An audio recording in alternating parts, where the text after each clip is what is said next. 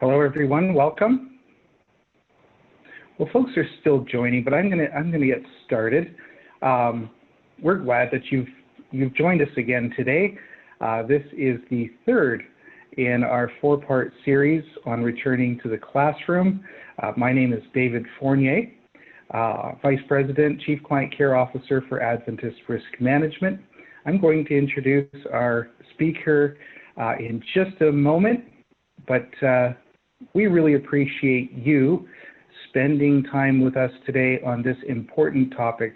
These are truly remarkable times, and I think spending this valuable time on risk management and those efforts we can take to better care for ourselves, our team members, our students, our parents, our community is time well spent. So we're looking forward to the webinar today. Remember, this is number 3 in a 4-part series. The next one is on Monday, July 20 at 4 p.m. Eastern Time, and that one will be a discussion on reopening schools with the Office of NAD, North American Division Education, the Office of General Counsel, the church's legal team, and Adventist Risk Management. And we're going to cover some questions that are very specific to us and our school system. I want to share a few points with you about today's webinar and how it operates in case you're new this particular webinar. Today's presentation is being recorded so that you can watch it later and share it with your team members. Please keep in mind that this is going to be a direct link, as in you can't just go online and search for these recordings. This is how FEA has developed their own intellectual property. We don't want to distribute this to the public. We want to make this available only to our clients. So we will have a direct link approach for these recorded webinars. I believe the first 2 are available, and those links are available on our website or through the Office of NAD Education. We want this to be an interactive experience. We realize that you may have some questions along the way. We hope that you do and that you can submit those. We're using a system called Zoom. I'm sure most of you are very familiar with Zoom at this point, and it has a question and answer feature there in the menu at the bottom of your screen. So there is a Q&A feature there. We encourage you to use that. We may be able to answer a few questions during the course of the webinar, and we're going to save questions for our speaker to the end of the webinar, and we'll address some of those at that time. I will be monitoring those and be able to bring those to our speaker's attention. Please do not feel terrible if we don't get to absolutely every question. We will do our best to answer the most commonly asked questions that everyone has, and other questions we do try to make note of those and look for ways to share information on those if we have some information for you in future webinars and resources. We expect this presentation to last somewhere between 45 minutes and an hour with those questions being answered as well. So let me introduce our speaker today. Our speaker is Maureen Roskowski. Did I say that anywhere close to correctly? Yeah, we didn't practice that, but that was perfect. I should have asked that question. Maureen is the Corporate Sustainability Officer with FEA. I just want to share a bit of Maureen's background. During her more than 20 years of practice, Maureen has helped clients with building certification, energy management, and sustainable facility management. Maureen helps clients with continuity of operations plans, organizational assessments, FM technology, LEED certification, sustainability, and resilience planning. Maureen has presented at IFMA's World Workplace, that's an organization we've heard about already in this series, Green Build, and NFMNT, and instructs on sustainability for the New York Regional Chapter of APPA and Jones Lang LaSalle. She is an instructor for George Mason University's Professional Certificate in Sustainability for Existing Buildings program. Maureen is an IFMA instructor for the Sustainability Facility Professional Credential and a co-author of the IFMA How-To Guide series of publications on Energy Star and Green Building Rating Systems. Maureen earned an environmental earth science degree from Mary Washington College. Maureen also has a fantastic alphabet soup following her name, which means, and I do like to share a bit of perspective on that kind of thing for our speakers, especially since we're speaking to an education audience today, and knowing that somebody has spent and is committed to research and understanding their expertise is important to our audience. But I just want to say thank you, Maureen, for taking the time to prepare this information and for spending the time with us today to help our team be able to face these current challenges more effectively. So welcome, and I'll turn the time over to you. Thank you. Thank you very much. And thanks to everyone for tuning in today. Since this is the third in your series, there's a couple of things that I wanted to reinforce that you've seen in most likely both of the other presentations, but in particular in the first presentation that Chris Hodges did. And this is something that really resonated with FEA as we have been consulting with our clients and helping them through thinking about reoccupancy and making plans. We came across this from the Harvard Business School that really resonated with us because this is such a changing environment. And, you know, we've been throwing around the word unprecedented, but it feels very unprecedented what we're going through. And so to think of this as we don't have to have all the answers right now. And we don't always have all the answers, especially as things are changing. So the best that we can do as we're preparing for reoccupancy, whether it's in a school, in a facility, in a church, all these different places where we can think about the best process and activate that process and learn what works, what doesn't work, and change as needed. And just don't feel like you have to always have the right answer.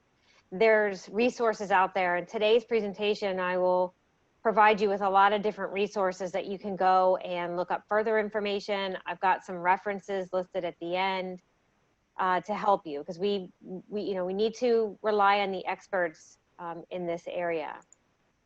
So as you're doing that process, we think about using the Plan, Do, Check, Act cycle as a guide as you go through this, so that it is a process that is adaptable, that can be flexible.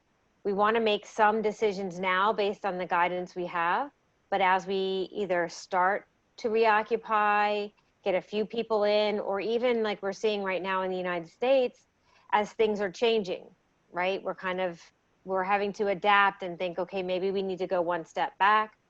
And so the setting up a process and thinking of it in this Plan, Do, Check, Act, where you're thinking about what's working, what you may need to revisit, and making those changes will really be helpful for you.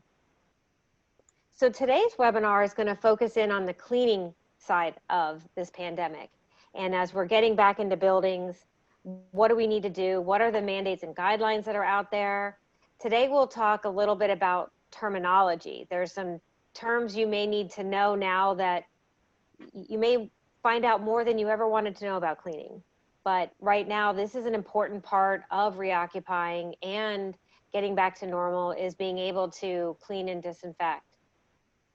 And we'll talk about how we can put that into an operational plan. So even from a very small facility side, there's steps we can take to think through our process and the timelines that we're going through. And then we'll touch on communication and the importance of that, and training on these new procedures and how to move forward. So if we start off with the mandates and guidelines, we'll start at the federal level.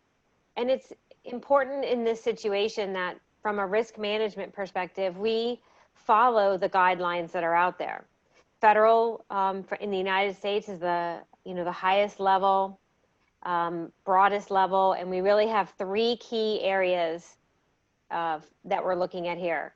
The CDC, probably have all heard and seen different recommendations and guidelines from the CDC, the Center for Disease Control. And there are some specific items related to cleaning that the CDC has put out. And there's a link down here on this slide that references cleaning and disinfecting your facility. It's their general guidance on cleaning and disinfecting. There's also guidance in the CDC's website by type of facility. So there's K through 12 guidance. There's community level guidance. There's a bunch of different sectors, higher ed, hospitals, healthcare, childcare. So you can look at those as well for your individual types of facilities that you have. And like I mentioned before, at the end of this presentation, we have a list of references too. So you can kind of link to some of those specific areas. And the CDC is changing and updating often, right? So there was just something that came out, I think last week or the week before, about schools and testing recommendations for schools. So we have to keep going to these sites and keep looking and seeing what's been updated. And so the next one from the federal side is the EPA. And the EPA we care about here in this pandemic and reoccupancy is because the EPA is the one that is identifying the products that they are telling us are effective against the coronavirus. And it's called EPA's List N, as in Nancy. It's the emerging pathogen list. And so these are a list of products that have been tested against really strong and nasty emerging pathogens. And so they're basically saying if they can kill that, they're going to be able to kill coronavirus, based on its family and everything. So this is our first go-to. We're going to want to make sure that we look at products that are on this list. And then we always have OSHA. In the United States, we always have OSHA that deals with worker and worker safety. So OSHA has put out a guidance document, not a regulation, but a guidance document related to COVID-19, which looks at, what you have to do to protect workers in the workplace. So those are kind of the three key areas from a federal perspective that we want to keep in mind. Some other mandates and guidelines that we'll have to deal with is statewide. So from a statewide level, we can have executive orders. That's what a lot of the stay-at-home orders were, executive orders through the state government. You'll also have your State Department of Labor, which could providing information, as well as your State Department of Health. So it's kind of going one level down to the state. And, states are in different states right now, different phases, I should say, right now of the pandemic. And so there are varying restrictions across the states. And then also when you get down to the city, county level, there are also guidelines there that you'll have to look at. And that, again, that's in the public health department arena. Your Office of Emergency Management may also have some guidance, and your local government as well. So this, there's a link here to a website that I came across while researching. I don't know this firm in particular, but they created a compilation of all the different requirements per state. So that's why I included it on here as a reference, particularly if you work across or in different states. This is kind of a good way to say what's going on in Virginia. So these colors that are on this map right now don't represent anything. It's just a graphic that's used. So the colors don't mean anything specific, but this website is a potential resource for you if you're trying to figure out what's going on state by state. So if we start thinking kind of bit broad picture, the CDC's, one of their tools they have out there is a Reopening America Cleaning Disinfection Decision Tool. And really, this is a reinforcement of the Plan, Do, Check, Act concept that I mentioned, and how to think of all of this as a process. and not just, words we put on a piece of paper or changes that we're making right now. So to really have an effective program, we need it to be more than just a piece of paper, right? We need it to be a program that's effective for us. So this, steps of developing your plan, implementing your plan, and then maintaining and revising your plan are really important. And we see this across, most of the guidelines that are out there. There's also this decision tool that helps you figure out whether or not, what kind of cleaning you need to do. And it looks at whether you're in an indoor area, an outdoor area. Has this been occupied recently? If you were in a state where you shut down and walked away, there might be spaces that haven't been occupied recently. And one of the key things that we're going to talk about today is frequently touched surface or objects. If you look at any of the cleaning guidelines, you'll see that in there. And those are those things like doorknobs and handrails and things like that that we frequently touch during the day and could be a point for the virus. So we want to make sure that those are cleaned and disinfected. So now let's talk a little bit about some basic terminology. And key point to think about first is that we need to understand the products that we're using.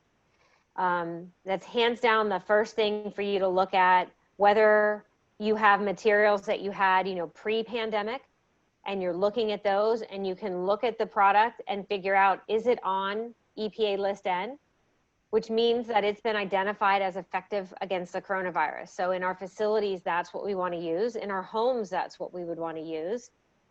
If you can't find a product, things are getting a little bit better, but things are still tight in terms of being able to purchase cleaning products. So if you can't find a product that's on List N, there's a couple of things you can do.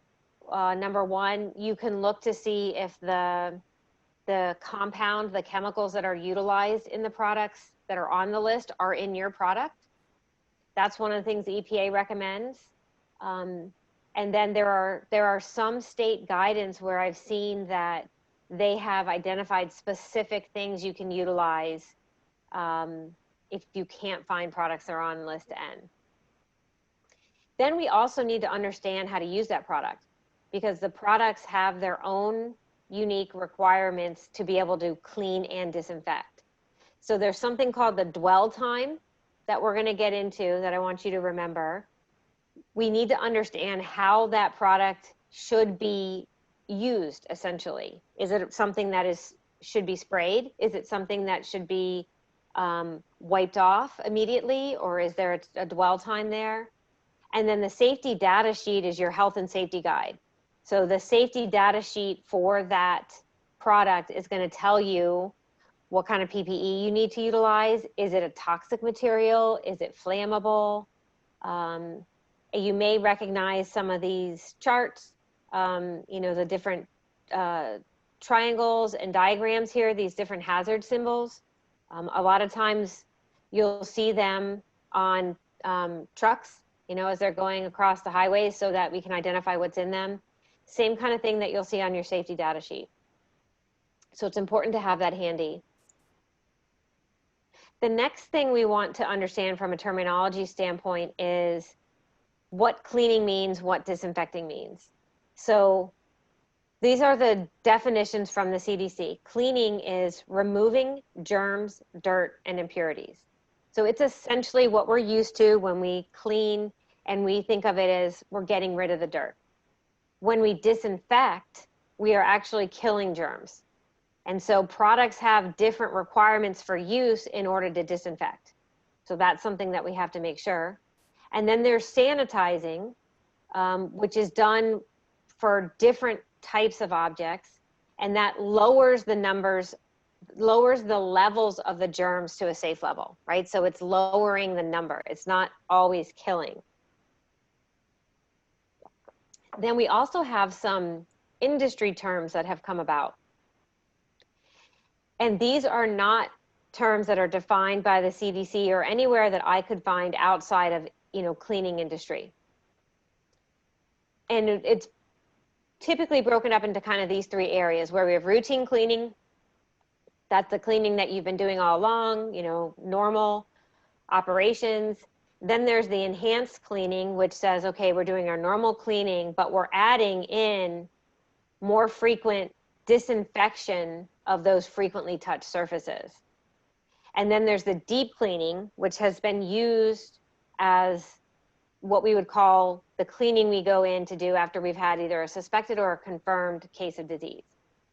So the important thing to know here is that if you are, want to use a contractor, or you're bringing someone in to help you with the cleaning and they say we're going to do enhanced cleaning, understand what they say they're doing, because that's not a term that's defined that, you can compare apples to apples.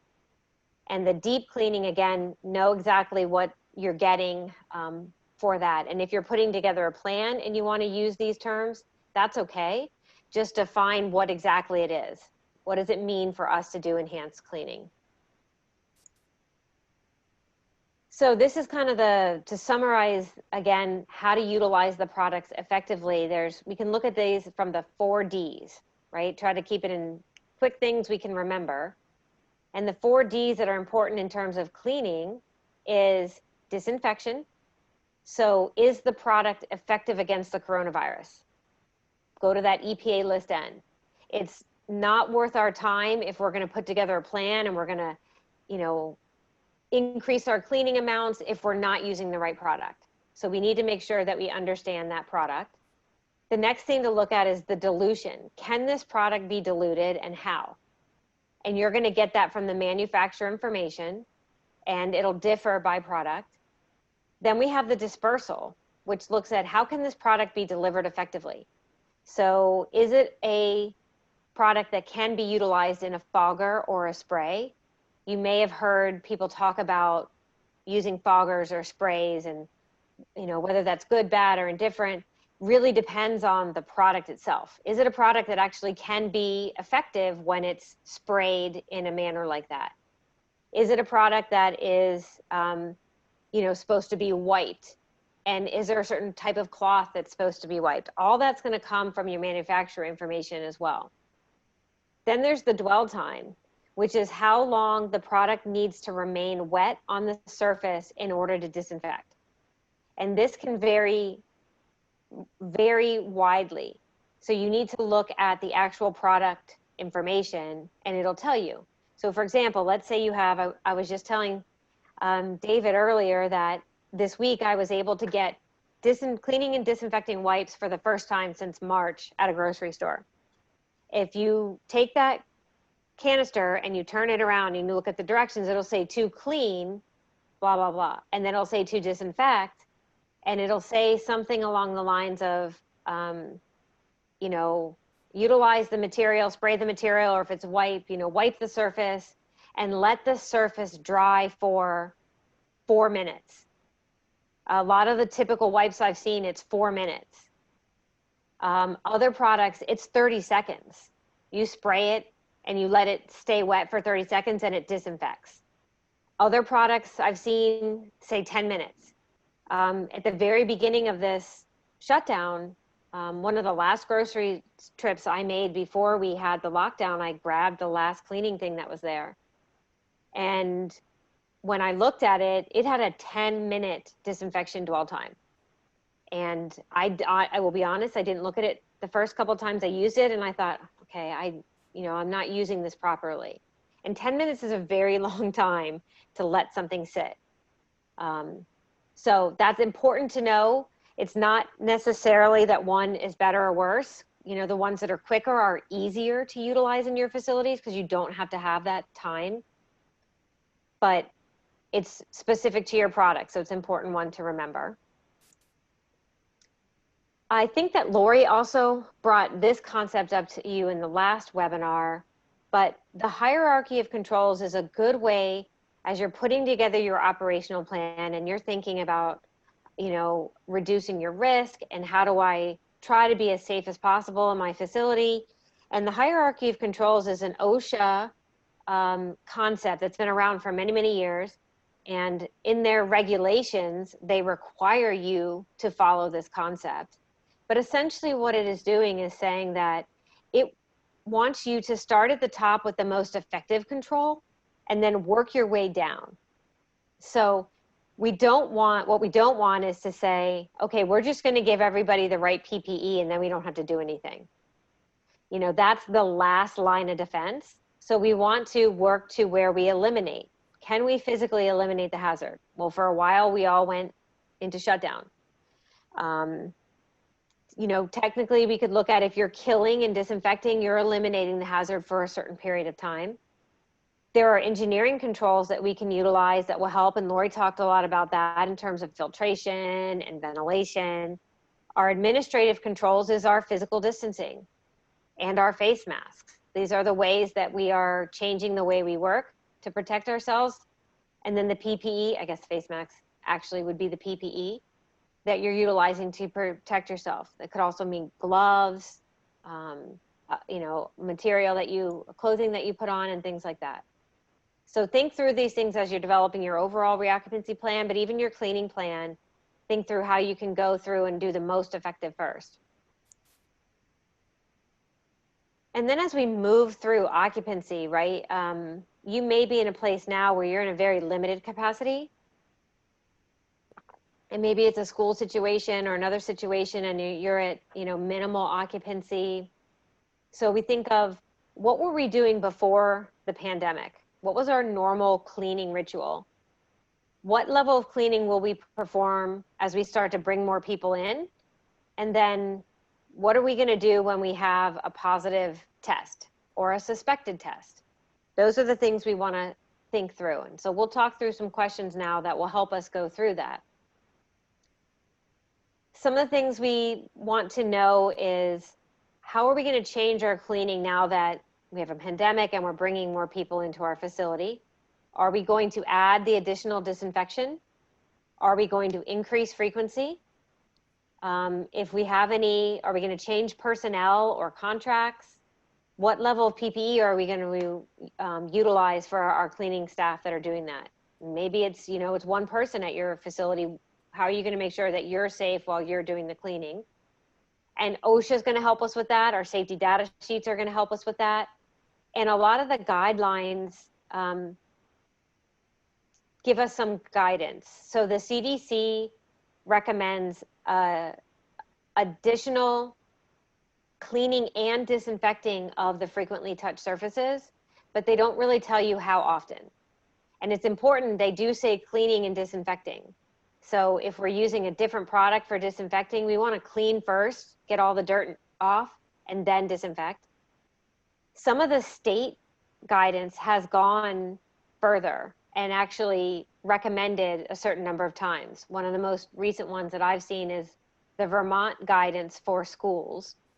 And they say at a minimum 3 times a day, beginning, middle, and end of the school day, that you're cleaning and disinfecting the frequently touched surfaces. So these are the things we have to think through. For our different situations, our different facilities, what level of cleaning are we going to do? There are some things that will help us too as we are going through to make sure that we have an effective program. How are we going to know if our cleaning program is effective?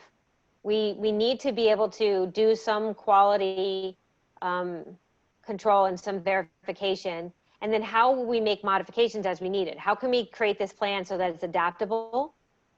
And a clear thing to do there too is to make sure that you have identified a decision-making authority. So whether or not you actually have the answers now, for some of these things you might not. You might not know exactly what you're going to do if you have a positive case. We can tell you what to do from a cleaning standpoint, but what does that mean, broader for your facility? But if you know who's going to make that decision and what data they're going to use to make that decision, that will help speed up your process. And start thinking through what's going to trigger changes in your cleaning level. Clearly, if you have that positive case, here's a link to what the CDC says to do if you have a positive case. And then another thing could be stakeholder dissatisfaction. If your cleaning plan, whether it may be from an actual point or, the perspective of your stakeholders that they don't think you're doing enough, will that trigger changes? How will you handle that dissatisfaction? And the communication we're going to talk about at the end will help you with easing, and helping people feel more comfortable with your program. And then that quality control that I mentioned, we do need to have some level of checking. And again, the size of your facility, the number of your staff will dictate what this is, but you should set up a process that will verify that the cleaning personnel are using those EPA registered products and that they are using the products correctly. So the 4Ds we talked about, that's actually being done, because it may be new, it may be different than what they were doing before. And so we need to make sure that it's actually occurring. And then, as I mentioned, being prepared for some stakeholder concerns or complaints, and just having a process for how you will handle that. And then a very hopeful thing here at the end is thinking about how and when will we return to non-pandemic levels of cleaning, right? A lot of this additional level of cleaning is very difficult for us to do based on the staffing that we have. So how long are we going to do it for?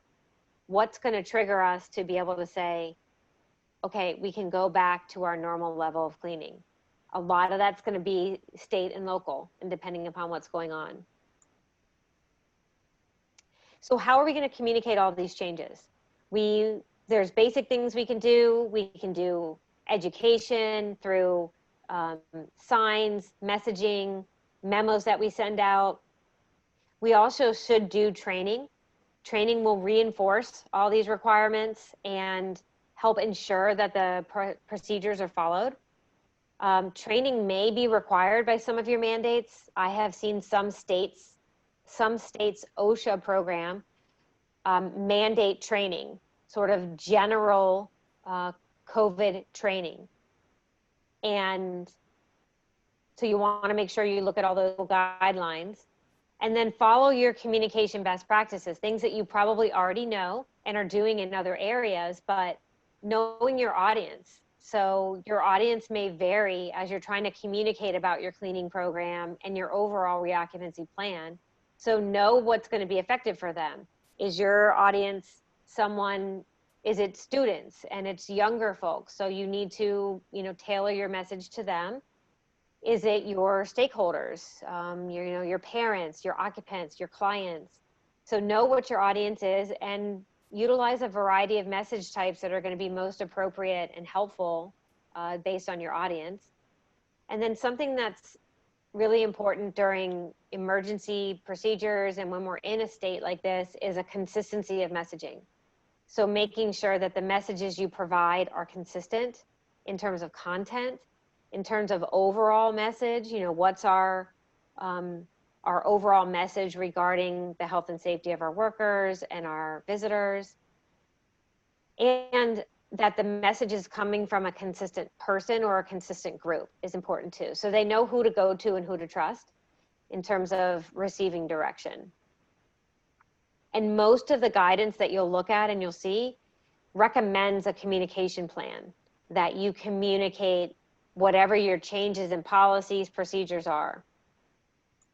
And there are some really good resources for you. So here's a couple of examples of, these are all predetermined posters from the CDC that you can download and print.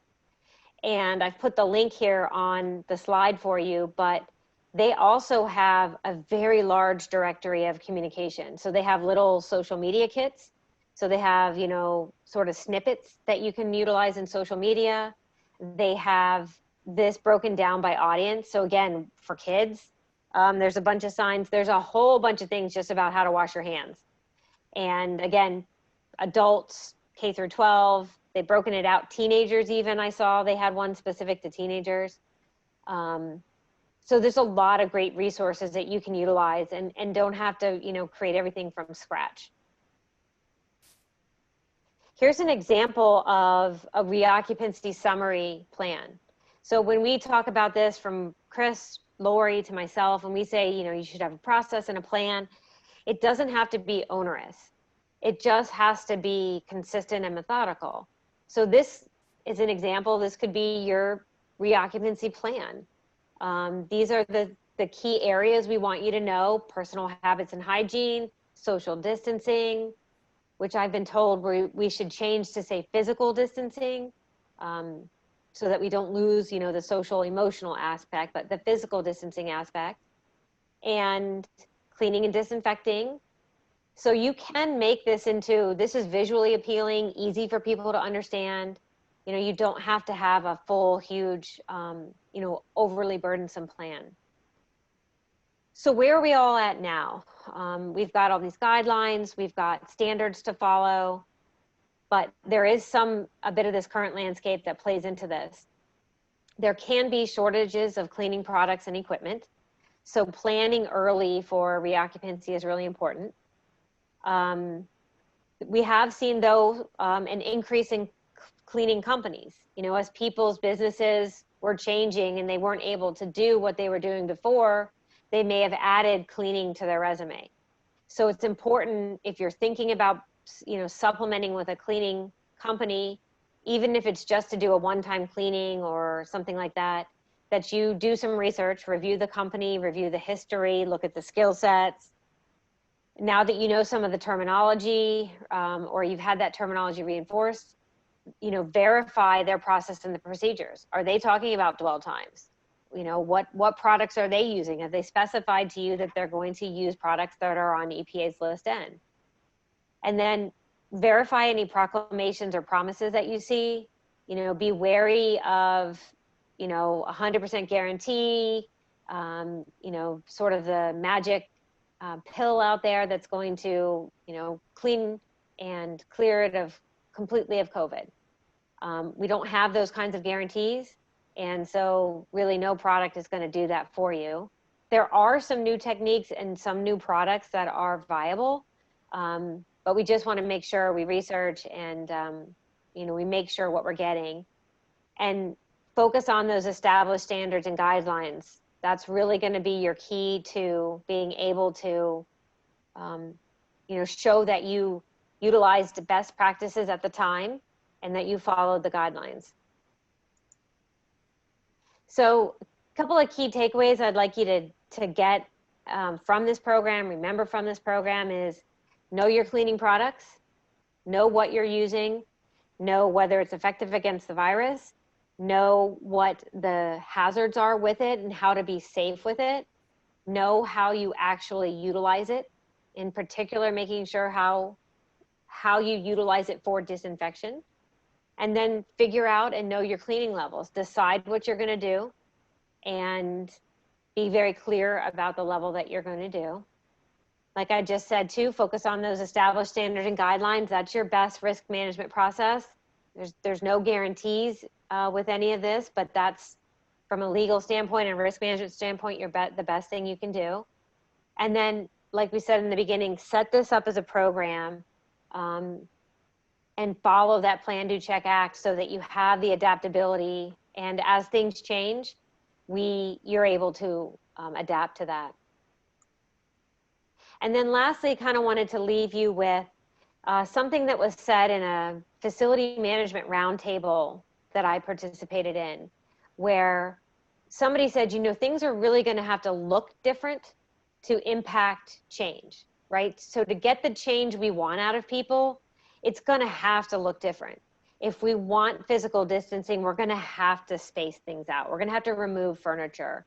If we want them to wash their hands, we have to have signs and colors. And it's very, very easy. And unfortunately, I think we're seeing this in a lot of places, that once you get back in, you just sort of slip into our old habits. So that's really important to think through from that communication standpoint, and how you set this up, that it's important that you have things that are looking different.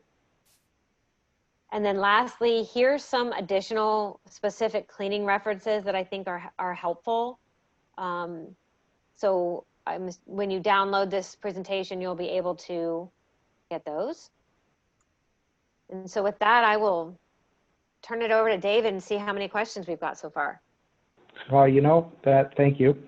I was laughing at that last slide, nothing funny about it, but I was wanting to see how quickly Chris could get all of those links into the chat to share with everybody. That was a good collection of resources there.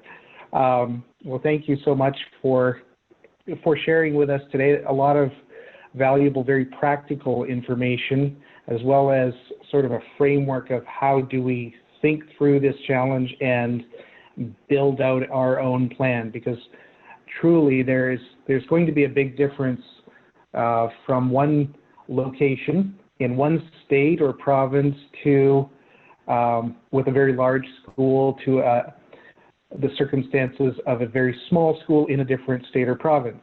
So they're going to need to be paying a lot of close attention to the local mandates by state, county, and as well as following the big picture principles that we've been able to think through and talk about here. We do have a few questions, so let me cue some up here. One is, and we've kind of visited this question a few different times, and we're doing some research on it at Adventist Risk Management as well. Are you aware of any the efficacy of disinfecting with UV light? So that's a good question, and I am not an expert on UV light, and I unfortunately don't have a good answer for you on that. I have seen that utilized in hospital situations, but it's not something that we've commonly seen in the buildings that we work with. So I think if you are doing research, that's probably the best way to start, because since it is a new technology for most buildings, it would be good to really understand how it works, when the best cases and where it should be applied. Yeah, we've had a similar or the same question on a previous webinar, and I had the opportunity to look into it a little bit, and very much in line with what you just said. In fact, the CDC says very short comment on UV lights and similar. The efficacy of these disinfection methods against the virus that causes COVID-19 is not known. EPA only recommends use of the surface disinfectants identified, as you mentioned, on List N against the virus that causes COVID-19. EPA does not routinely review the safety or efficacy of pesticidal devices such as UV lights, LED lights, or ultrasonic devices. Therefore, EPA cannot confirm whether or under what circumstances such products might be effective against the spread of COVID-19. Some hospitals, though, are using that when people are not, in spaces that are not occupied. So I guess if a closet or after hours kind of spaces, they may be using it. And I think the theory is that the science kind of works that it should help.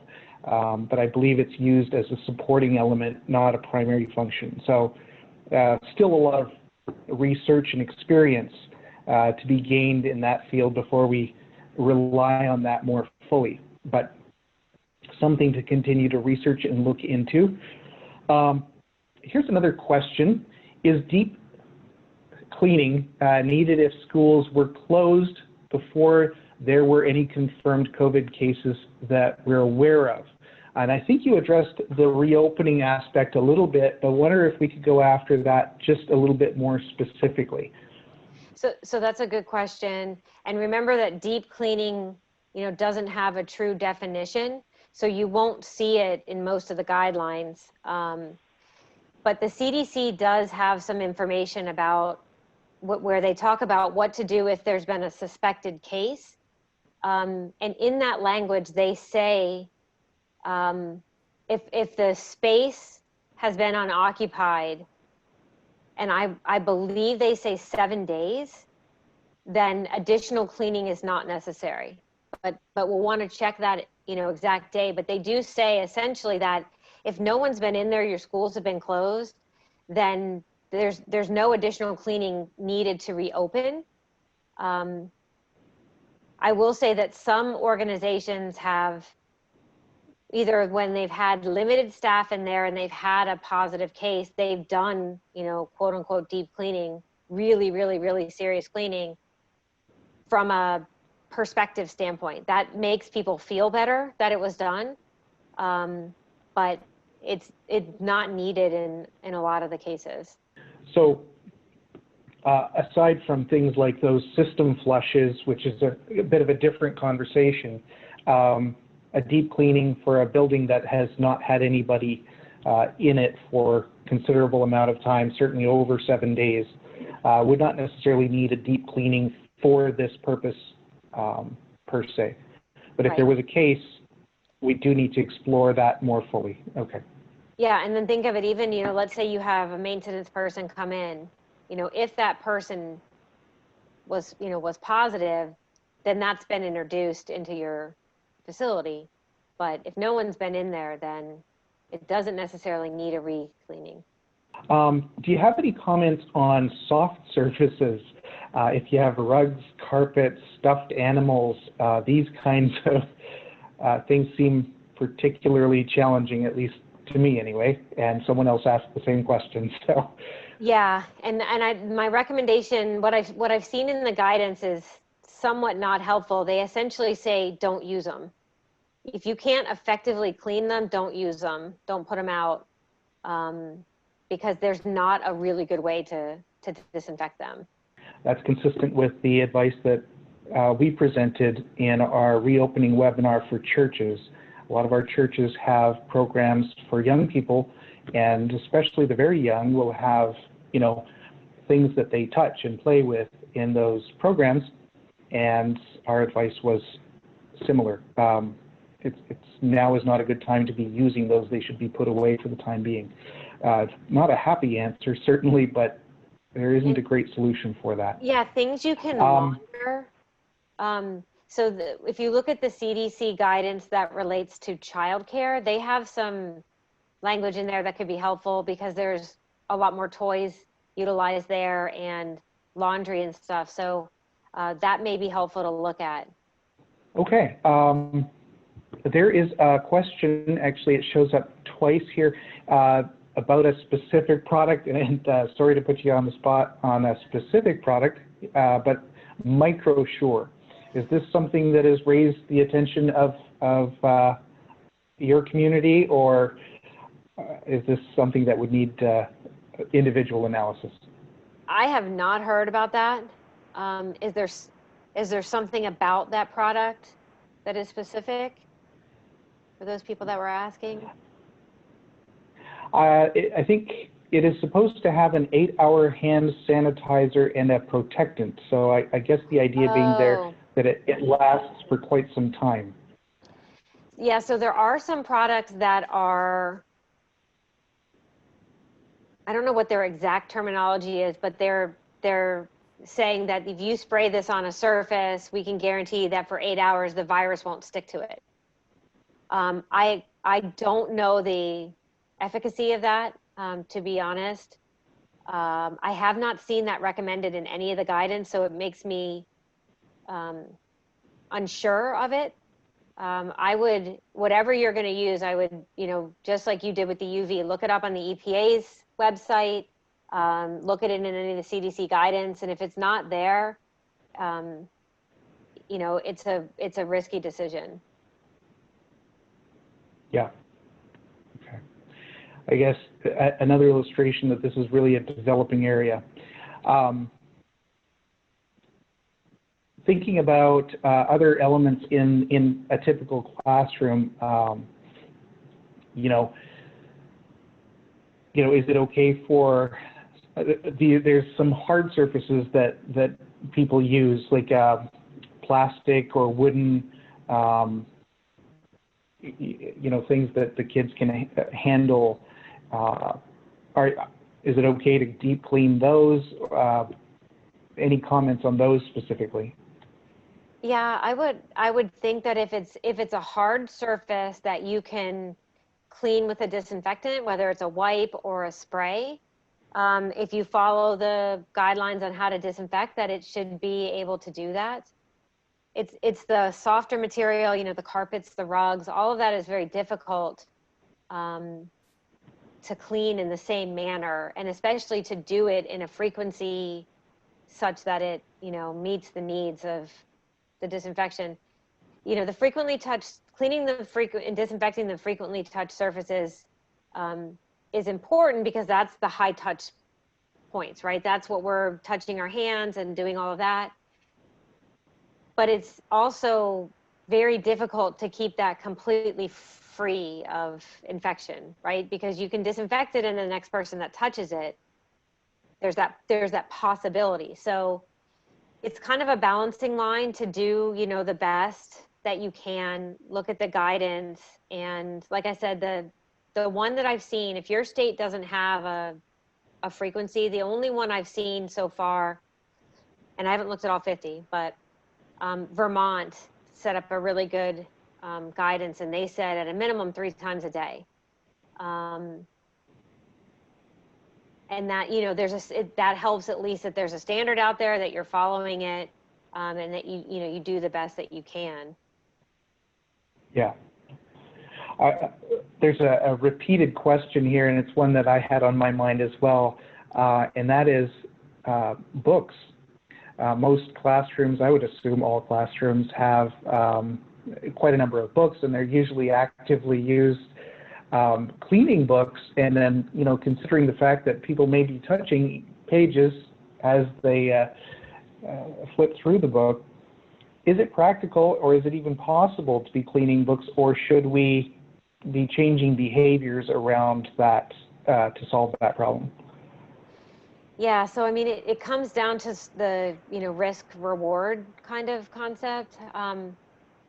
Again, I would say that if you look at the child care CDC guidance, and then even if your state has anything on child care, that seems to be where they've gone into a little bit more discussion on toys and books and things, to see exactly what those guidance says. But libraries, at least in Virginia, libraries have started lending out books again. There's been some research that's been done about how long something's, the virus sits on surfaces, and I think people are starting to get a bit more comfortable with that and how to clean. I see the question on a library. An entire library of books is probably pretty difficult from a school's perspective to keep clean. But there may be processes you could set up where the books are not shared, that it's one person for whatever amount of time, and then it's disinfected before it's put back into circulation. As somebody who loves a real book, I wonder if it's a good time to be able to access them digitally on something like a tablet that's used by only one person and then can be disinfected more effectively than paper. Yeah. That may not be an opportunity for everyone, though. So. Yeah. Okay. And it's part of that whole, this is a changing environment, and honestly, some of these things going away where it's not our normal practice may actually be a positive thing. I hate to say that about books. I'm like you. I can't stand reading anything digitally. And from a learning perspective, that's so important. But the more we change the physical space and the more we change the procedures, I think the better chance we'll get of actually having people change their behavior. Right. Well, we have a bunch more questions. I think what I'll do is I'll just ask maybe 2 more, and we'll wrap there since we're running out of time. But one that I had on my mind that I think is a really good point to bring up is, a school required to keep a printout list of each cleaning product in their school on file with details on each product? So if you remove the word required, I would say yes, that would be a best practice, that you, for any of the chemicals that you use in your facility, that you have a list of it, and that you have those safety data sheets handy, so that should there be an accident where somebody ingests it, you immediately have it on hand to know this is what we're supposed to do. So it's definitely good practice. I can't say whether or not it's required, but at this point where we are, I think that it should be part of your cleaning plan, that you have a list, and that you also have a procedure that says whether or not you'll let anyone bring something from home. So teachers, You know, are you going to require them to use your products, or are you going to let them use something from home? And this is a balancing thing too, because as we don't have a lot of products, we may need teachers to supplement, but then they kind of have to go through the same process you have of figuring out, how do we use it? Is it the right product? So that's just something to think through based on your size and your staff and all of that. Yeah. From Adventist Risk Management perspective, we certainly are expecting our schools to retain and document that information. Make sure you know what you have, and you know there's the danger of ingestion, exposure, an allergic reaction. You want to be able to know what happened if something unfortunate were to happen. So good advice there. I think there's no way for us to get to absolutely all the rest of these, and there are a few great questions. But I want to assure everyone that we do have a record of all of these questions, and we will be looking for ways to provide further guidance and information on it, on them. Some of them are the same, but fantastic questions, and this has been very, very helpful. I want to thank you, Maureen, for spending the time with us, for walking us through this information. Really appreciate your expertise and all the information you shared and taking the questions. So for anybody on, on our webinar today, we are recording this information, and we will be able to provide further resources for you because there's great questions in there as well. Also, I want to remind everyone that, in fact, the information of this webinar has been recorded, and the presentation will be shared via PDF as well. I want to also invite everybody on the webinar to subscribe to Adventist Risk Management Solutions newsletter. This is how we share out information about upcoming webinars and regular information topics. We send an article out every 2 weeks. Short articles of interest to ministries of the Seventh-day Adventist Church, including education. Your participation and spreading the word of that resource and channel is very much appreciated. So thank you, Maureen, and I want to say thank you especially also to the whole team at FEA. Has provided some fantastic information and advice, and so we want to say thank you to you and your team. You're welcome. We welcome the opportunity to talk to you folks. It's been really nice. It's very much appreciated. Thank you also to everyone on the call today. You spending time learning about this certainly is exciting to me because I see an interest in caring for the well-being of our students, our team members, and our schools. Also, a word of thank you to the Office of Education at the North American Division, who helped get the word out about this and who we're partnering with on this as well. The next webinar is going to be July 20 at 4 p.m. Eastern Time, and we'll look forward to meeting with each of you then. Again, thank you, Maureen, and until next time. Bye. Until next time.